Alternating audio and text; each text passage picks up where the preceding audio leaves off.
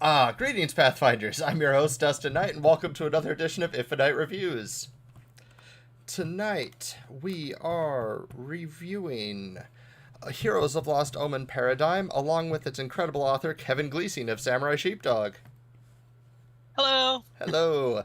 Longtime Infinite fans may know Kevin for his work on Ancestries of Omen Drakorin, or the Pathfinder 1st Edition Inventor, and the level-based multiclassing for 2nd Edition. But first, I do need to clarify that all views on this show are my own and have not been reviewed or endorsed by Paizo. My ongoing goal is to showcase and review as many products on Pathfinder and Starfinder Infinite as possible. If you have any requests for products I haven't already given a thorough review, please feel free to contact me on social media or catch me on my Discord. So if everyone's ready to start the show, we will go. I think somebody already mentioned that you have me listed as Alex Agunas down there. What?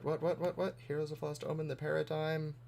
On my box, Oh no. Well, it's not a real stream if I don't occasionally forget to update text. No worries, I just happened to notice Castraya mentioned it. Yes, there you go. There we go. Thank you, Cash. Thank you, Cash. Thank you very much. All right.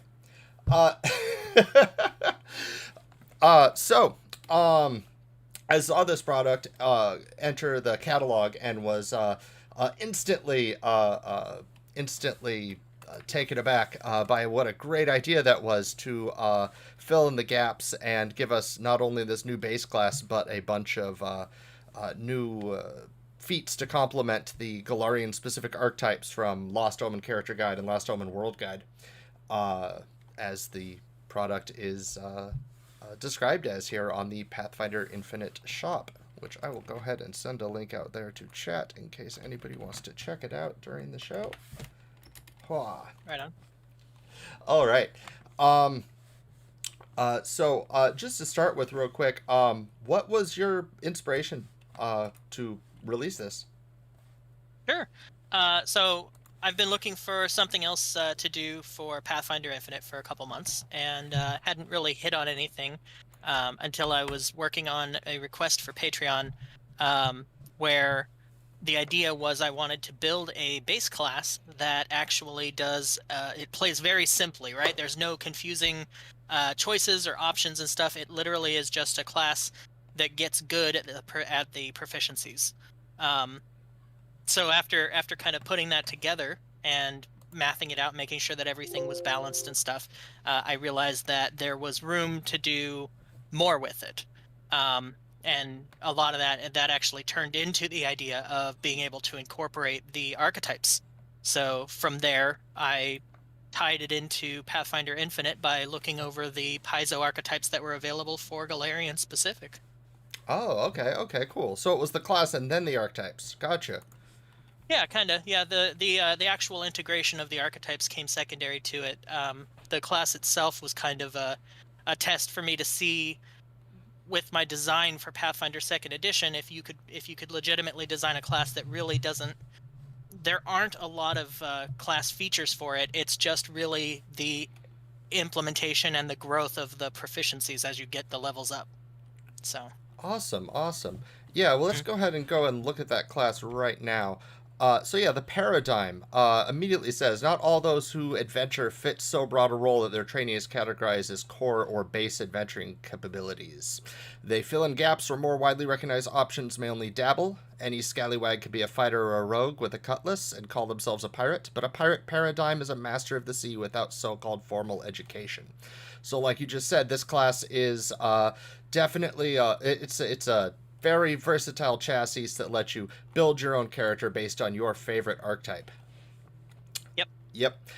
You get to choose your best saving throws. You get some versatility here with your key ability score, depending on if you're going martial or caster, as well as your hit points. And you have a competitive but not overwhelmingly, shall we say, OP series of good, strong advancements in both skills, defense, and weapon proficiencies. Yeah, one of the things that was the goal of this class was to make sure that the balance is there. That is one of my biggest requirements that I have of myself whenever I'm designing content for any edition is that the balance fits what is expected of the content that I'm working with. So when I'm working with Paizo content, I actually have a system that I've put together. I've been working on it and fine-tuning it for about 20 years, that I use to balance my content to make sure that it is at the same level as the content that exists for Paizo. Hmm. So yeah, and so part of the things for that, just to get a little technical for a moment, would include making sure that I hit requirements like you don't want to give a class both legendary weapon proficiency and legendary armor. That's, that would be too much. Even Yeah. if you could technically do it, you don't, that's not fair to the fighter and the champion and things like that. But with the paradigm, as you'll see as we get a little bit further in here, you'll actually get to kind of pick, and then a little bit later down the road, you might get legendary weapon proficiency, but that's at the cost of other things. So, Gotcha. Gotcha. yeah. All right. Um, and yeah, and as we go down here, you'll see that the other first thing that struck me, because when I first read this, as I was reading through this class up here, I thought to myself, oh, okay, cool. So yeah, a kind of a build around me class. It would be great for archetype feats. I get that. I do tend to skim straight to feats when I'm looking at base classes, I will admit. So once I saw that there were only those 2 first level feats and a 20th level feat, it made me go, oh, okay, okay. So I want to use this with archetypes. But then my brain instantly went, wait, what are we going to do about most archetypes starting at 2nd level? You know Right. how, yeah. And then I saw right there, oh, archetype dedication. As a paradigm, you begin play with a 2nd level or lower archetype dedication feat of your choice. And it's like, oh, well, there it is. You solved it. You got it. It's right there. That's perfect. So if you Yeah. ever wanted to start out as a red mantis or a lion blade or a firebrand braggart or what have you, you don't have to wait till 2nd level. Right. Yeah, that was one of the main things, was making sure, there's precedent for being able to pick a multi-class archetype in the races. The elves actually get that kind of an option, and there's a few others here and there. But I took that idea and expanded it to the class to say, well, okay, if a race can do it, obviously a class can. Right. Let's just value what that's going to be at. E- Um, and then, that also frees you up in case your game itself does not play the free archetype option at the beginning of the game. Exactly. I really love that too. If you want to play a character whose backstory is directly tied with their archetype, that's always kind of a weird one where you're like starting at 1st level and you're like, I'm a lion blade here to investigate this country, but I don't have the archetype feat. But trust me, I totally am. So Yeah. I do love that. This class plays great with that if you want to be extremely heavily dedicated to your backstory to an archetype. Of course, the archetype dedication ability also lets you pick one archetype, probably the one you're going to pick as a paradigm, but not necessarily, that is tied to a base class. And whenever you take the feat that lets you gain one of those base classes feats, you could pick higher level feats than you usually could. Normally, you're restricted to half level on the class dedications, but not with the paradigm. Paradigm, you could go ahead and just pick an actual 10th level rogue or sorcerer or whatever your other archetype is feat at level 10. Right. Yeah, that was that was kind of an issue where I wanted to make sure that the class wasn't starved for feats depending on what you pick, and also gave you the option to, technically, you could play a paradigm who takes a multi-class archetype at 1st level. Although it's not directly designed in that regard, this takes that into consideration for future proofing.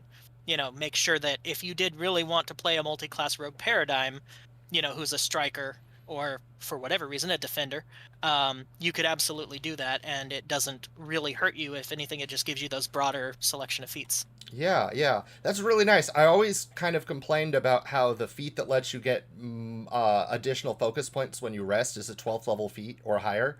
So this lets you get that feat, even though it's only an archetype and not a full class. Because usually you can't get that feat if you're not a base class with focus points. So that solves that problem instantly. And like I see with a lot of this, is it's just solving weird little problems I have with a system. I love the archetype system, but the weird little tiny problems it has, this completely perfectly solves in a way that comes off very balanced. Thank you. Um, No problem. And in chat, we do have some people. We got Faceless Man and Cash both saying that the layout of this looks really nice. They love the burned edges. I love the way you use the burned edges, and then over here on the edge, you got these illustrations. Yeah, this book is gorgeous. It looks great. It looks great. Oh, thank you. Yeah, I actually have a layout that I decided on when I first started doing design for Pathfinder Infinite, because of the larger bounds of freedom that we had to kind of size it up next to Paizo's content. You know, when you're creating your own third-party stuff, you want your own image and whatnot to be there, and certainly not fall into the category of their own page layout and stuff like that. But with Pathfinder Infinite, that frees it up a little bit more. They gave you a little more freedom to be able to kind of line things up appropriately. And Yeah. And it does take time, but in the long run, it saves so much time once you get your layout done, right? oh, absolutely, yeah. And what's even better than that is, because I've built it as a template, it makes it a lot faster for me to lay out now. I can take whatever I'm going to use for the sides, throw it in there, it picks it up, sees what it needs to, and then goes in and continues from there. And then all I've got to do is really just worry about the words and making sure that I've got the features and stuff lined up for what their version is. And yeah, and just to pull back from the paradigm class just a little bit here, like you said earlier, you've been writing books for a while. I mean, even before Pathfinder Infinite was a thing, I was reviewing Lands of Thea and looking at some other stuff Samurai Sheepdog did. If you don't mind me asking, how did you get involved with third-party publishing and third-party work? Sure. So I've technically been designing for this is my 20th year Oh, since 2002. wow. Yep, come up in end of August, and but I've been officially published and working with actual like sold content and everything for going on 9 years now.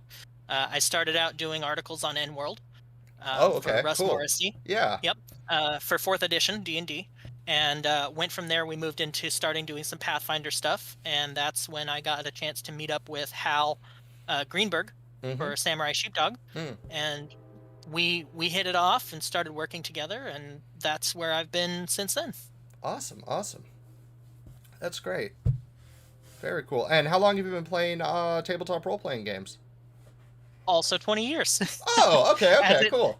as it so happens, I knew of D&D and other games like it back in when I started college in 2020 or 2002, Mm, and I just never played. I was always into like things like Magic the Gathering and right. card games, stuff like that.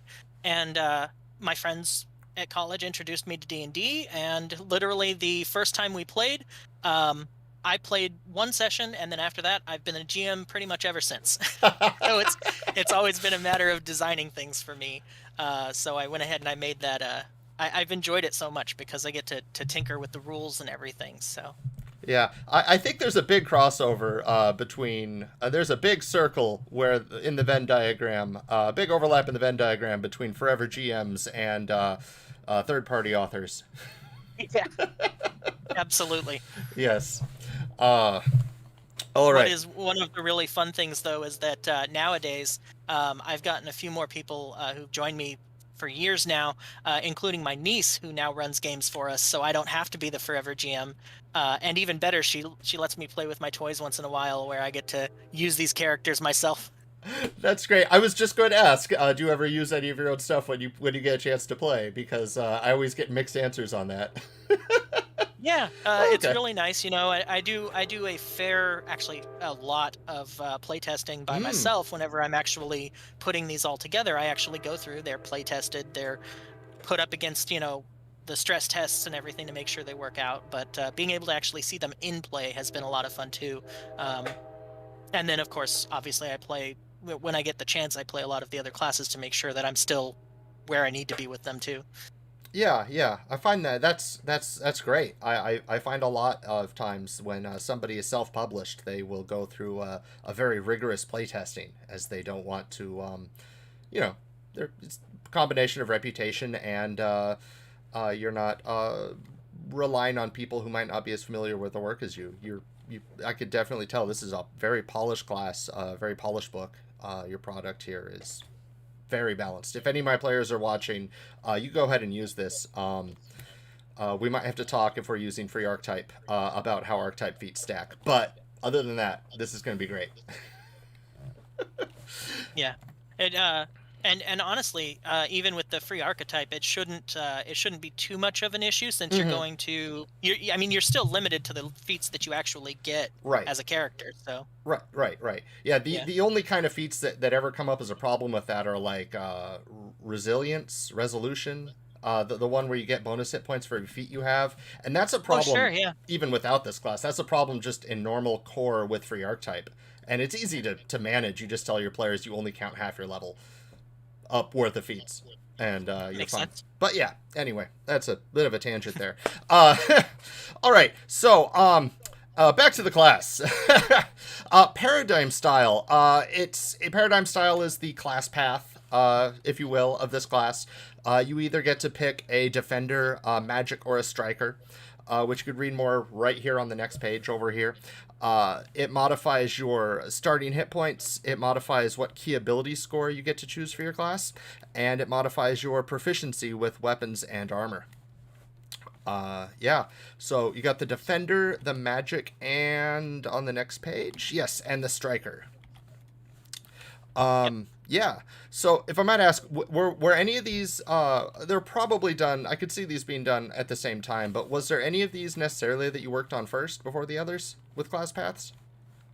Yeah, so when I first started out, I knew that I wanted to be able to make the class capable of swapping between if you're going to play the class as a defender or you're going to play the class kind of as a striker. So it really started with the idea of being the D10 character who does one of those, either reaches legendary weapons eventually or legendary armor. And then I was like, well, if I could do it that, maybe I can also stretch it into spellcasting in some way and see where those points fall. And so applying my system to it, I basically went back in and verified that, if you make them a spellcaster who uses a spell book to prepare, then you actually, it leaves you a little bit of room to be able to, and your hit points obviously have to be lower. But that leaves you the room available still to be able to pick the archetype and not have it feel overpowered. Right. Yeah, definitely. I was surprised to see the spellcaster, but yeah, reading through it, that trade-off of proficiency in spellcasting and using a book, it works really well. Very, very well. And go ahead. Sorry, no, I was going to say since we are talking a little more technical here and there, I just wanted to mention that if we were to look at this, so the system that I really use for Pathfinder 2nd Edition kind of lines out everything that isn't what I consider standard progression, right? Like every class gets skill feats, every class gets skill ranks, things like that as they level up. So you take those out and you just leave what's left of the class, and that comes out for me to a total of, it's not going to mean anything to anyone else, but it's 175 points. And within that, being able to get your legendary spellcasting is so many points, and trade off for weapons, stuff like that. Oh, okay, cool. I like that a lot. Yeah, a lot of thought has gone into balancing. Wow, that's really impressive. Wow, that's really cool. Another thing popped out to me right now, actually, is I love the fact that you made a defender class here that gets legendary armor that isn't tied at the hip to a deity. So that's really nice, too. That was absolutely something that I wanted to do. Yeah, I mean, I love paladins, or champions, paladins. I love divine warriors. But if you ever wanted to play a defender that wasn't a divine warrior, you got one now. And quite good, quite fun. A lot you could do with it, for sure. For sure. Then yes, you have your all your basic proficiencies here. They scale up really nicely. Like when I tried looking through this, I looked at the chart on pf2.tools and checked out all the other class proficiencies and compared them. I was thinking like maybe this will be a little too strong, maybe a little too weak. No, you found a really, really good lineup here with these proficiencies to make sure these characters were viable without being overwhelming. I'm really impressed with that. Thank you. Yeah. Then we go down. You do have the 3 paradigm feats here. You have a first level feat that gives you armor proficiency and die hard. Yep. And a first level feat that gives you Pseudo-Toughness. During your daily preparations, you gain temporary hit points equal to your level, minimum 4, that last until the next time you make your daily preparations. Oh, that's cool. Okay.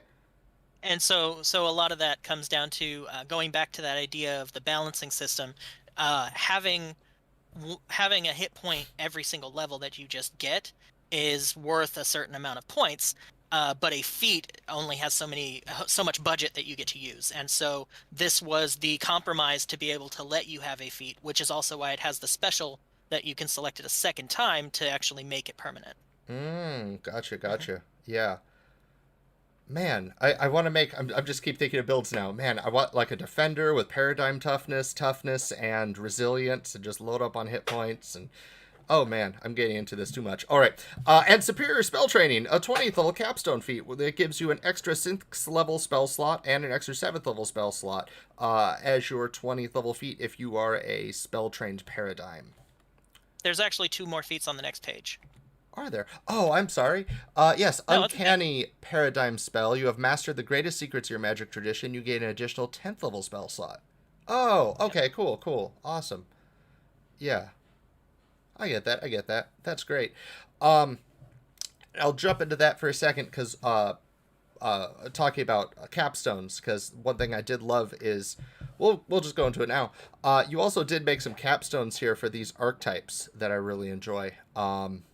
Because yeah, I mean you would need them as not every archetype normally has one, and these capstones here are great for the spellcasters, but the marshals might want their own 20th level feat, which I'm glad you put them here in the archetype feats. Right. Yeah. And I was actually I was kind of back and forth about that because there's potentially room for 20th level feats that you could do, but I figured that in and of itself might take away from the idea behind the archetypes. Mm-hmm. And so for a lot of them, in the case of the spellcasters, literally any spellcaster with 10th level spells is going to get that 20th level feat for 10th level spell. So since archetypes don't have that, that's really why that was included. Right. And I am noticing that archetypes, for people who are listening who maybe aren't as familiar with third-party archetype design trends, I'm seeing more and more of them get bulkier and bulkier and giving people more of these paths and more of these options, almost like these archetypes are themselves classes, like Alexander Agunis's Foxfire Adept or his Zoomer archetype both have, if you include additional feats, I want to say like between 30 and 35 feats each. Uh, Yeah. which I'm seeing that more and more with archetype design that's making it so that I could see the inspiration for what if I don't want class feats? I just want to be an archetype. And Exactly. exactly. Yeah. And you got it here very well. That was one of the things that I thought was really neat whenever I was preparing for this was I was watching the Alex interview and I was thinking to myself, it'd be really fun to make a Foxfire Kitsune paradigm. Right. And I wouldn't Yeah. even know if 'Cause you'd go spells or striker. You could do either one. you could, yeah, and it would be just that much different, would be so much fun. Right? Man. All right, so archetype feats. We go into these, there's archetype feats here for the Sword Lords, the Firebrands, the Houses of Perfection, the Hell Knights, both the Signifer and the Armiger, and the actual Hell Knight, the Last Wall Sentry, the Knight Reclaimant, the Knight Vigilant, the Magyabin Attendant, the Magic Warrior, the Halcyon Speaker, the 4 Pathfinder archetypes, and the Red Mantis Assassin. Out of those, are there any that you've either played or want to play or thought about playing that you started with here? I haven't had the chance to play any of them in an official game just yet because Okay, the product itself is so new. right. I did play test them all. I really enjoyed the Red Mantis. Okay. That was a lot of fun, and even after your comment before, whenever you first asked about doing the interview, I went back and I actually added another feat because I thought, that would actually be a really cool idea to do that. So I went back in and I added another one and updated it a bit. Which feat was that? The one I added, I believe, was the not the superior red magic. No, actually, I think it was. I think it was the superior red magic. Oh, the one that gives you Um, that could actually advance your spell DCs. Okay, good. yeah, Yes. Yes, yes. I'm playing a Red Mantis and Extinction Curse, and we've reached the level where I'm realizing that my spell DCs will never increase, and that was kind of a moment of negative play experience for me when I realized no matter what feats I choose, I can never advance my spell DCs as a Red Mantis assassin, and it was like, Right. I guess I'm stuck to buffs. Um, So what's fun about that? So what's fun about that is that with that feat, you as your character could take that once you reach 18th level. right. But then if somebody's playing a paradigm who happens to be playing the spellcaster could actually get to legendary and be able to do legendary Red Mm. Mantis spells. Oh yeah, yeah. Oh, that's really cool. I love that. Hmm. Oh, cool. Yeah. I love the Mantis stance. Classic. It's great to be able to like actually wield your Sawtooth sabers like that before level like I think it's 12 or 14. I think it's 14 normally for the hypnotic ability from Lost Omens Legends. Uh, Yeah. so I'm glad you could be able to actually use that. For those listening, Mantis Stance is a archetype feat for the Red Mantis Assassin from this book, first level archetype feat that lets you hold off your Sawtooth sabers like you're a mantis, and it gives your sabers the disarm, grapple, monk, trip, and versatile piercing traits, which opens it up for a bunch of cool stuff you could do with other feats and other archetypes. Yeah. So that at first glance is going to seem a little powerful compared to other first level feats. My argument there was that the trade-off being in order to get it, you not only have to be proficient with sawtooth blades, you Yeah. also have to be basically take this archetype at first level. So you're either using the first level, you're either using the free paragraph or the free archetype, or you're playing a paradigm. And there's just it's a lot of kind of unspoken requirements to be able to get it. So I felt that, getting a little bit more out of it to be able to use just that specific weapon made sense. Right, right. And you did add the special that fighters, monks, and rangers trained in sawtooth sabers, which will normally take a number of, usually 1 feat for a human, but it could take a lot of different. There's a lot of paths to get trained with sawtooth sabers, but it does take Right. other character resources, like you just said. Um, Yeah, I think other than the paradigm, I think the fighter gets it fastest. mhm. Being a human fighter would get it pretty much. I think you could pick it as your first level feat because you get the proficiency. Right, right.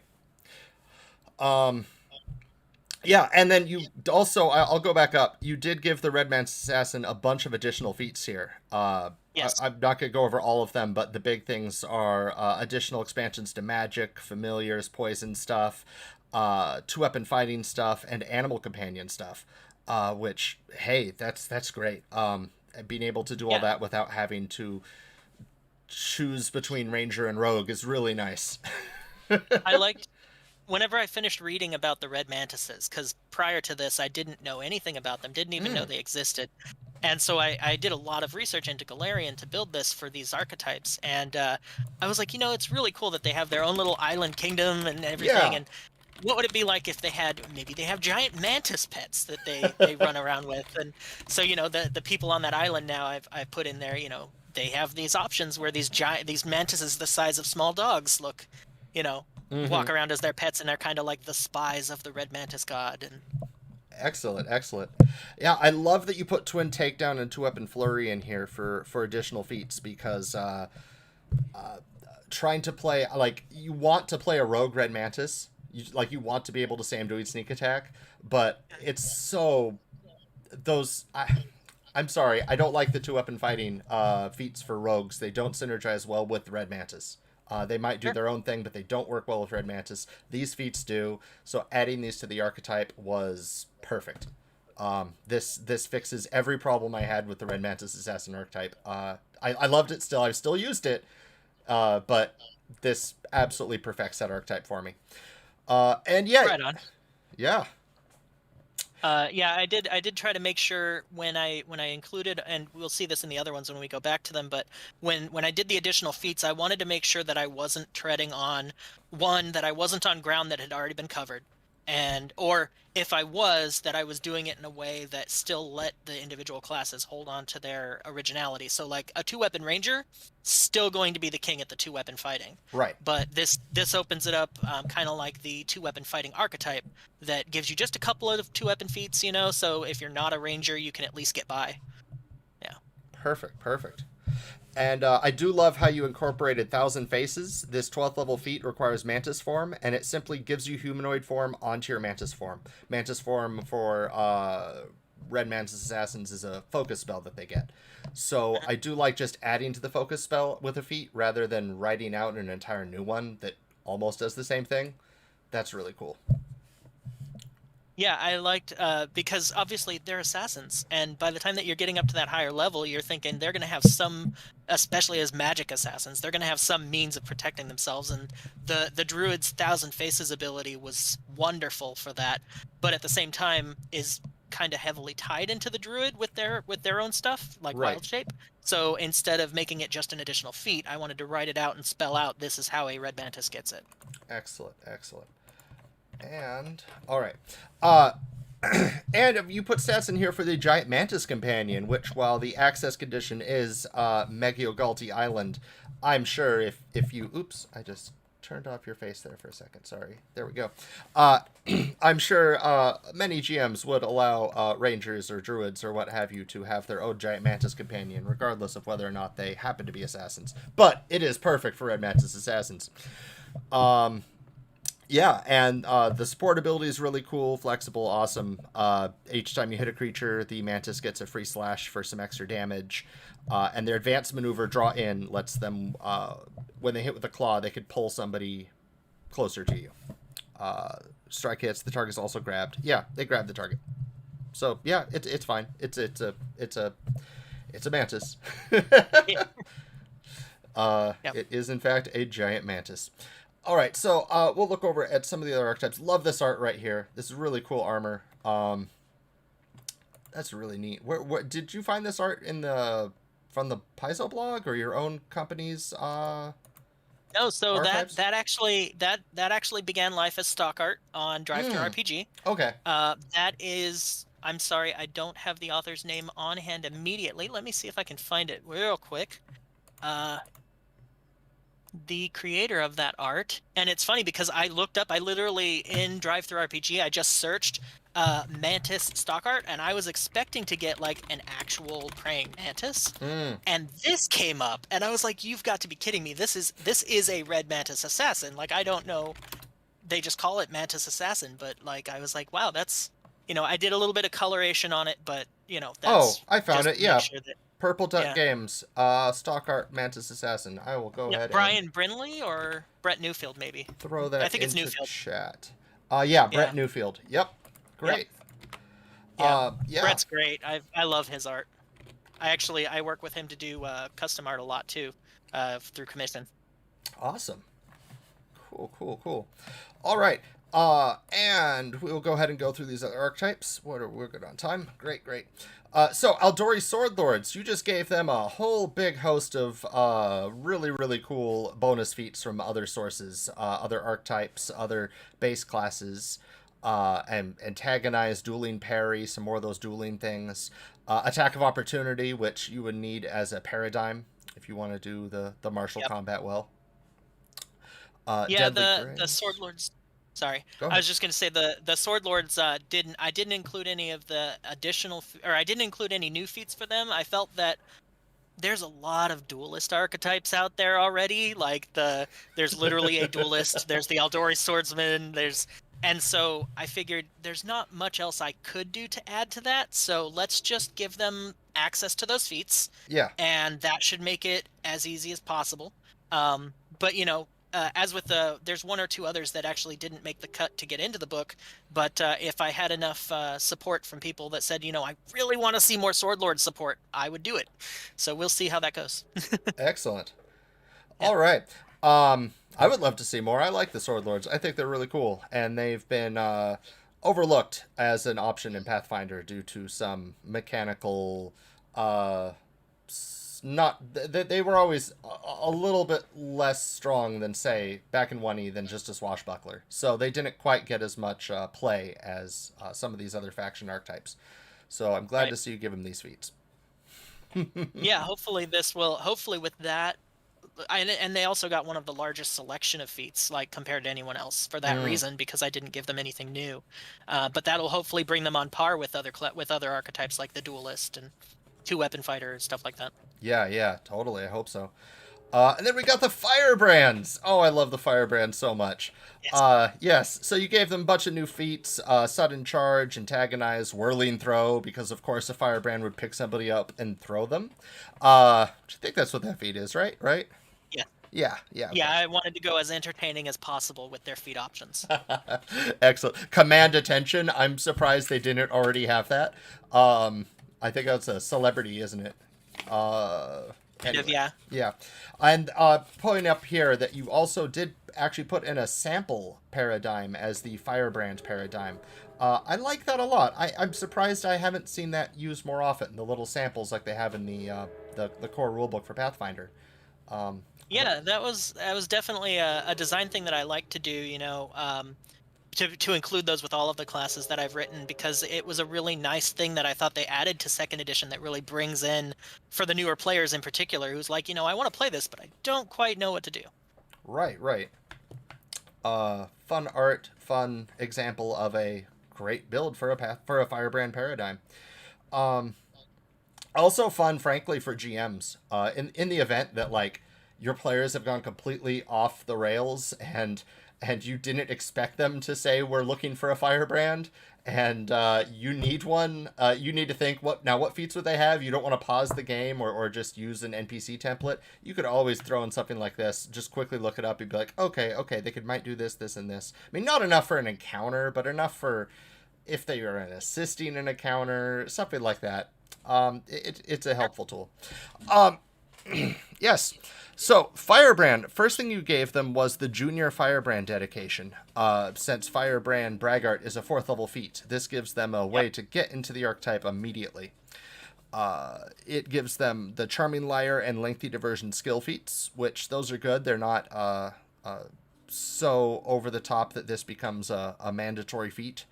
And it lets them take the Firebrand Braggart dedication, bypassing the normal archetype requirements, without having to be a paradigm, which already gets its own way to bypass those. Yeah, I wanted to make sure, if you're not going to play a paradigm, you can at least use the archetype feats, separate from it. Mm-hmm. And also, this lines up the firebrands with the Hell Knights and the Last Wall, Mm. because they each get the 2nd level and then the 6th level or 4th level archetype. Right.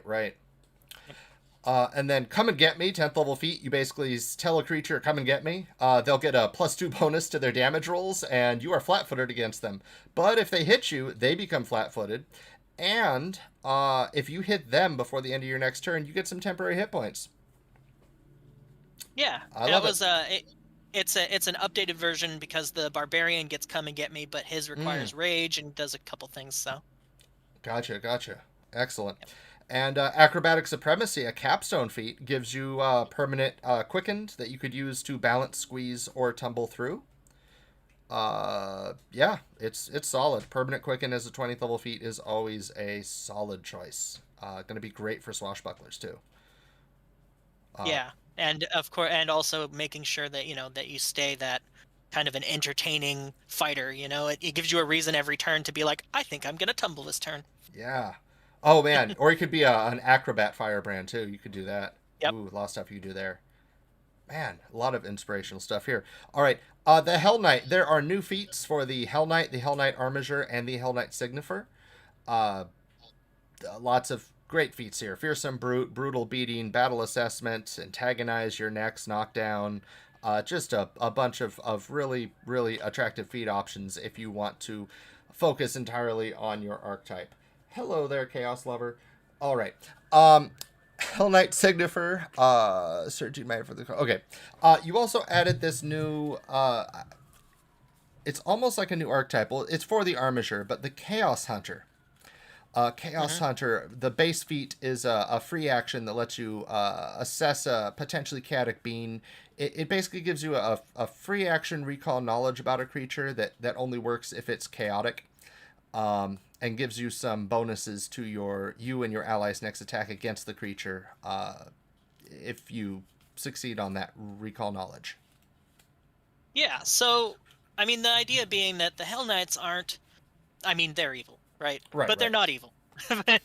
They're not technically by the laws of the planes. They're not evil. Right. Um, so they're more about order and law and stuff like that. So I put a lot of their emphasis on being lawful and being anti-chaotic and stuff like that. So they do things like they hunt demons and kill them. They might also kill the people around them, but that's neither here nor there as long as you're not a champion. Right. Exactly. And yeah, you have feats here for then the other feats here require. Oh no, that's just the two. Some of the other feats here will require the initial Chaos Hunter feat and will give you additional bonuses to you and your allies against chaotic creatures.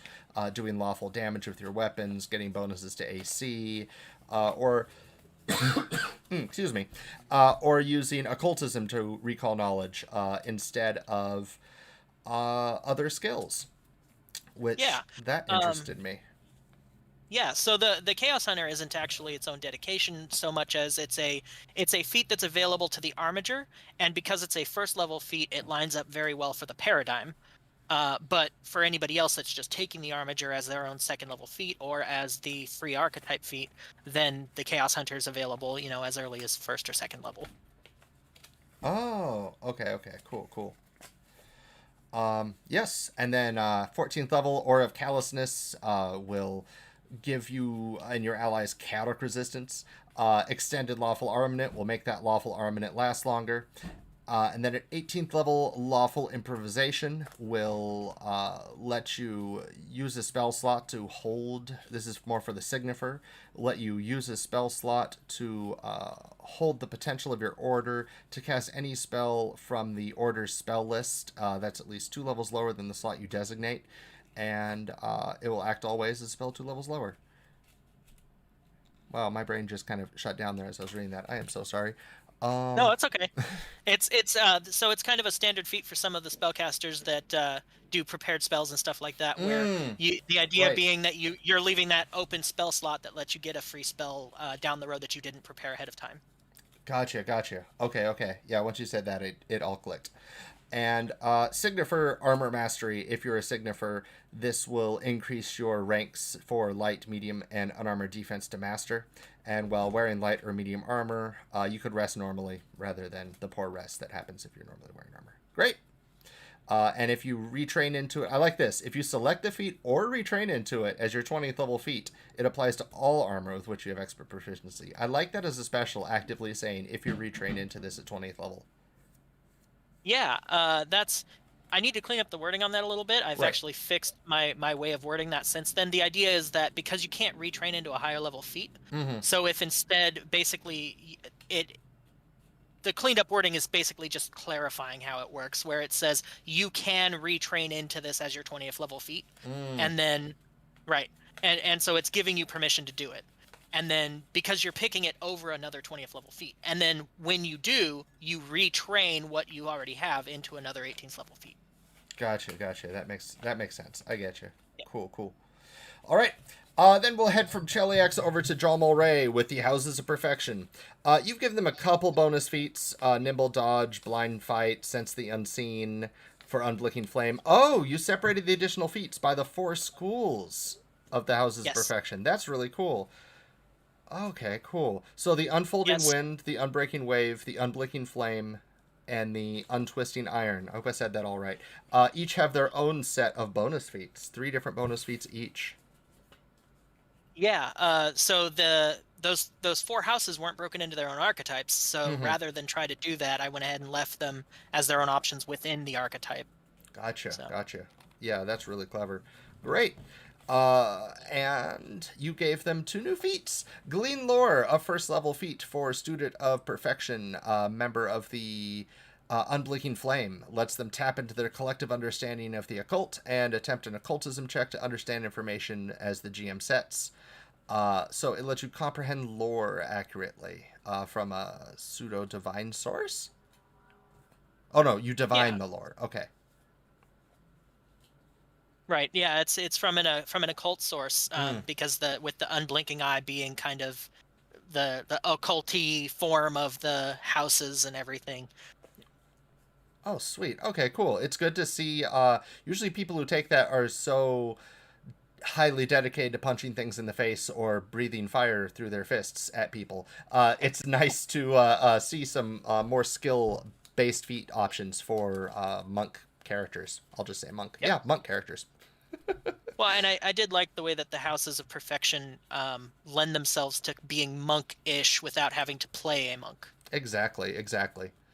And then it would be a fun campaign, actually, especially with the 4 different elements. If you have 4 players, just be like, each of you have to pick a House of Perfection as a bonus archetype. And now there's enough additional feats in this book that you could totally do that. Yes. But then the nation of the Unblinking Eye attacked. Oh, right, and everything changed.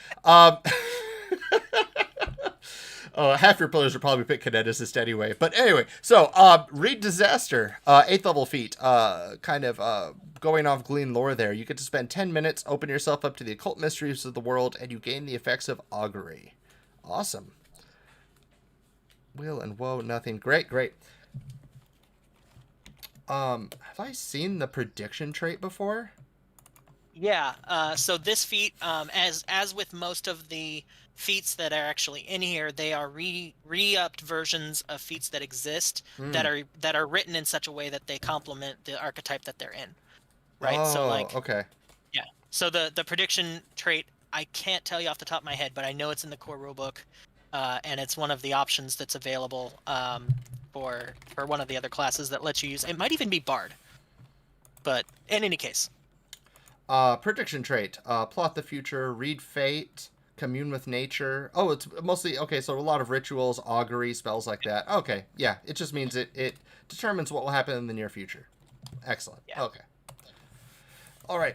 And then we got Knights of Lastwall, just in time for the new book on Knights of Lastwall, coming out by Paizo in a couple weeks. We'll see. Yep. Yeah, you have new feats here for Knight Reclaimant, Knight Vigilant, and the Lastwall Sentry. And in addition, you have put in here that the Everstand Stance, Everstand Strike, Light of Revelation, Sunblade, and Impassable Wall Stance are available to paradigms who meet their prerequisites. Excellent. And then Knight Reclaimant could pick up animal companions. They could pick up some roguey-like abilities like Tools of the Trade. Knight Vigilant gets Exacting Strike, Antagonized, Attack of Opportunity, some of those core fighter and fightery abilities. And the Sentry gets some more shield feats that it didn't have access to before without having to be a paladin. Excellent, excellent. I do like that you have feats in here that let you gain champion tenets without necessarily having to worship a deity. I think that fits really well with the Lastwall lore. I thought so. Yeah, it really fit well with the idea that, you're dedicating yourself to the idea of Lastwall. You're not necessarily worshiping somebody like Pharasma or another deity like that, but... Right, right. You even put in one of the oaths here. You put the Shining Oath in here, giving you bonuses against undead, resistance against undead.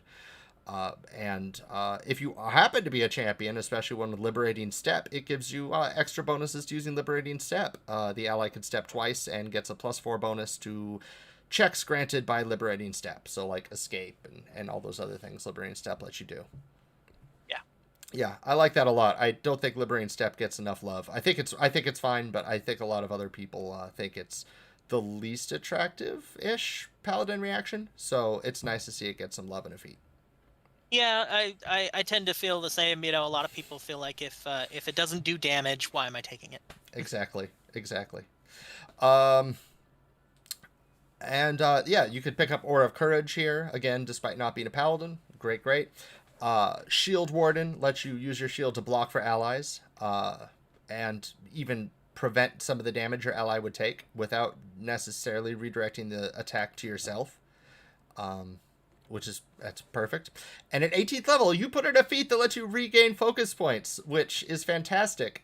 Specifically, it lets you recover 3 focus points instead of 1 when you refocus, because normally archetype characters, except for the paradigm, can't get the class feats that let you regain more than 1 focus point when you rest, which is painful. I've played a Night Vigilant myself in PFS, and it's always been kind of a pain that Yeah, sure. I can use Crimson Strike and Sunblade multiple times per combat, but only I can only do that multiple times per combat once per day, because then I'm restricted to Right. only one focus point. So I'm excited to see a way to get back more than one focus point at a time without a familiar. Right on. So awesome. But most impressively, and this is a really cool capstone feat. I love this capstone feat. Shining Crusader, 20th level capstone feat. Once per day, when you're reduced to 0 hit points, it lets you do this as a reaction so that instead of dying, you're brought back at 0 hit points and or I'm sorry, I reworded that wrong.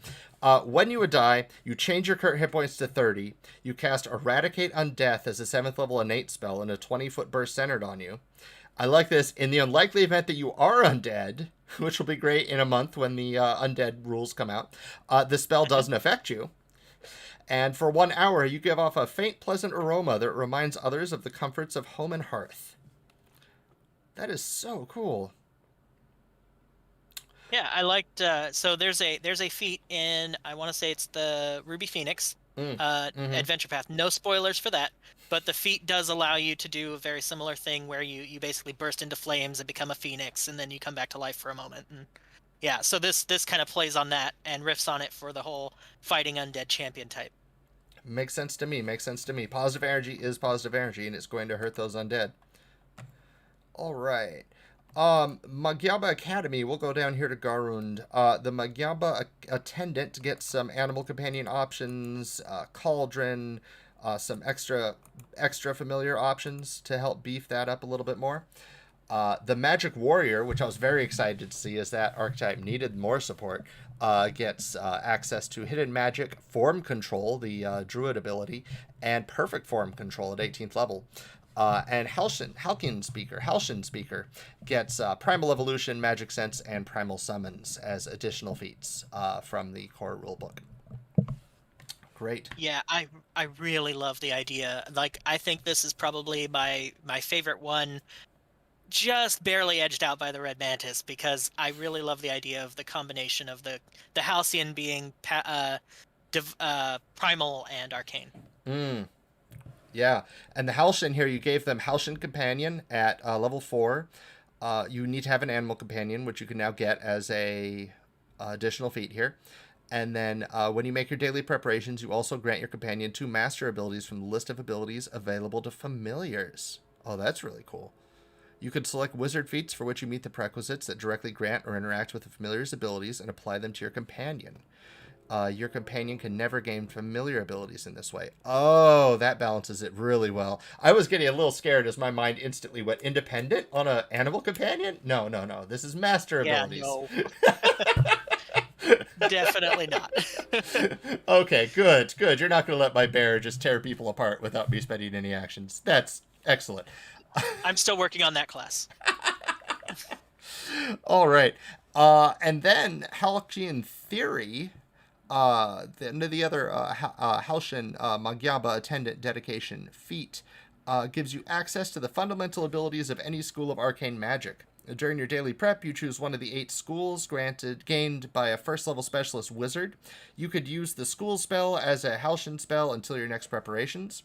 And when you refocus, you could choose a different school among the 8 schools, replacing the previous one. And, of course, it gives you a focus point. Awesome. That's really cool. I never thought of tapping into other classes' focus spells quite like that. Yeah, I like the idea of being you could be a druid and you really blend that arcane halcyon, power in. Totally. That's really cool. All right. And the Halcyon Speaker gets the Halcyon Evolution feat at 14th level. You could call upon Old Mage Datembe's study of ancient arcane and primal creatures for aid. You gain an additional Halcyon spell slot of your highest level, which you can only use to cast summon spells. You could cast any of these spells using the spell slot, even if they aren't in your spellbook or spell repertoire. This is something that a summoner needs, because summoners need all the support they could get. Not the class summoners. People who cast summon spells need stuff like this, and this does a good job at that. It makes It does specify. I listed specifically all of the ones that are only primal, only arcane, or a combination of the two, so they Okay. don't get anything that would be divine or occult. Fair, fair, fair, fair. And then I want to go on to this real quick. You gave a new feat for the wow, my head just turned off. The Magic Warrior. The Magic Warrior dedication. That I absolutely love. It lets you add an extra weapon die when you use Magic Warrior transformation. And your form's unarmed attacks also gain the arcane trait, making them magical. And at 10th level, you also gain the critical specialization effect of your form's unarmed attack. So this is something that the Magic Warrior did desperately need. It was always a point of contention that we've had to try to adjust through awkward magic item rules that may or may not fly at every table. So making a feat for that is very useful, very good. Thank you very much for that. I thought there was another... All right, cool. And then Pathfinder Society. So the Agent, Scrollmaster, Spellmaster, and Swordmaster each have their own custom list of additional bonus feats in this book if you want to go all in as a Pathfinder agent. In addition, there are 2 new Pathfinder feats. There is Glean Lore, single action. It lets you glean some lore using a Pathfinder lore check, which makes perfect sense to me. Is it the first time that I've heard a player go, the Pathfinder should know about this, right? Why am I having to use religion for something that, like, the Pathfinders are intimately aware of? So that makes perfect sense. Yes. Yeah, and I really wanted to make sure that I played up using the Pathfinder. It's the device that they have. The Wayfinder. Wayfinder. Yeah. Yes. Why didn't I know that? All right. Yeah. It happens. Yeah, and you kind of gave it ability kind of like misleading knowledge. How am I forgetting the name of that core feat? I think that's kind of what it was based on. Yeah. Yeah. So even if you get a success, you will learn 2 real pieces of information and one erroneous piece of information, which really fits well with the Pathfinder. How the Pathfinder Chronicles are sometimes a little embellished. So I do like that a lot, because it is still an adventuring guild. There are still opportunities for people to embellish the truth in ways that might come back to bite you if you aren't careful. Absolutely. And at 10th level, you have Scroll Savant for the Scrollmaster or Spellmaster dedication. It's a lot like the Talisman Dabbler. It gives you scrolls at the beginning of the day, temporary scrolls of your choice.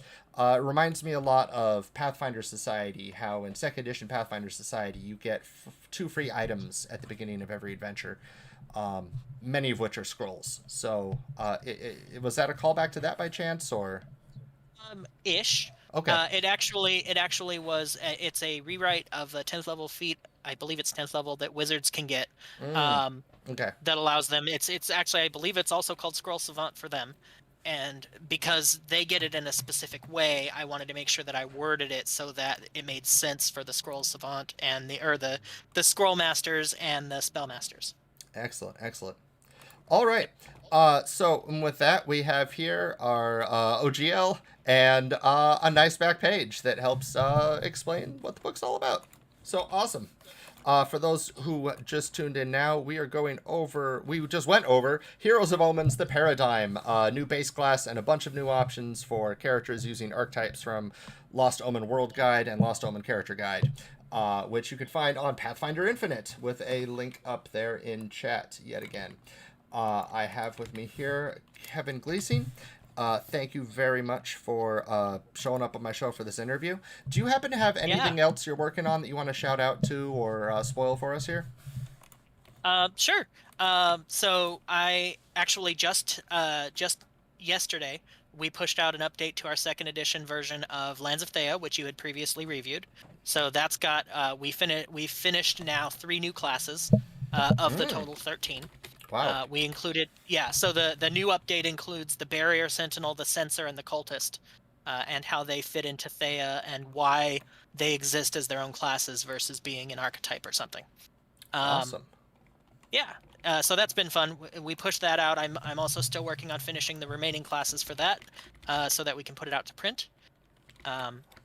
As for Pathfinder Infinite, I'm always keeping an eye out for an idea that strikes me that fits well within Golarion.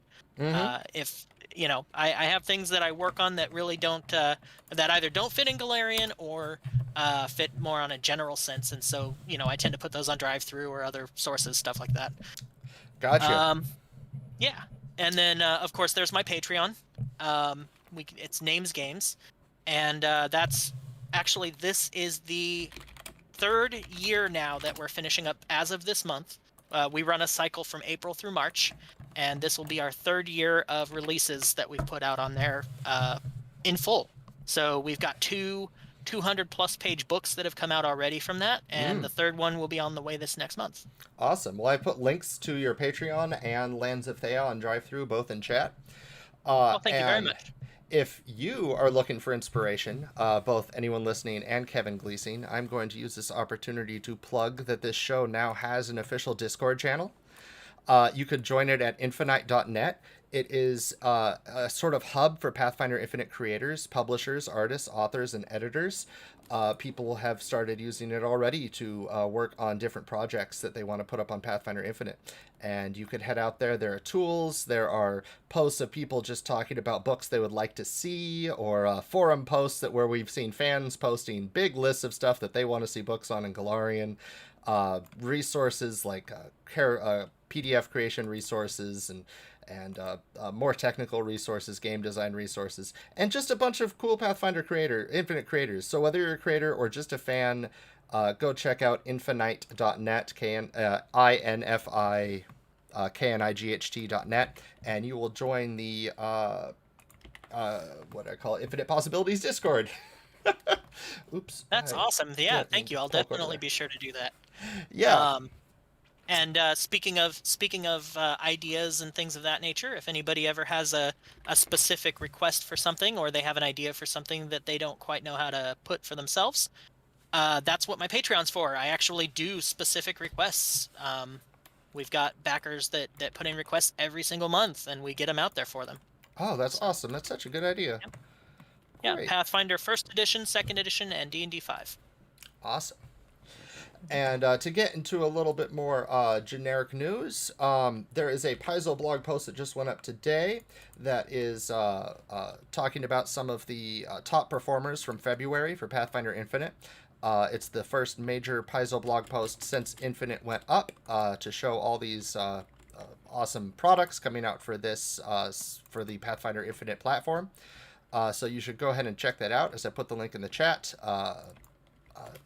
It's great. I'm loving to see more support for the Infinite program.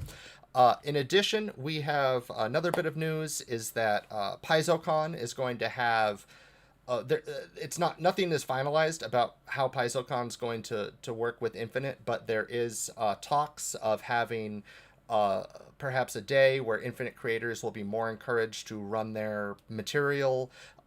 There's some opportunities potentially for getting a badge to help run material if you're a Pathfinder Infinite creator, as if you were a GM for PFS. It is much easier if you want to run the one-shots and let people use your material, like if you were to create a bunch of Paradigm pre-gens or what have you and throw them at people. You could do that at PaizoCon, whether it's online or in person. And I'm working with people on the Infinite Discord, so if you're interested in doing something like that and you're an Infinite creator or just a fan who wants to play these things with their creators, go ahead and check that out. We're still kinking out the details, but it would be really cool to see Infinite have a presence at PaizoCon. Kind of a demo presence there at PaizoCon. So, yeah. Awesome. Yep.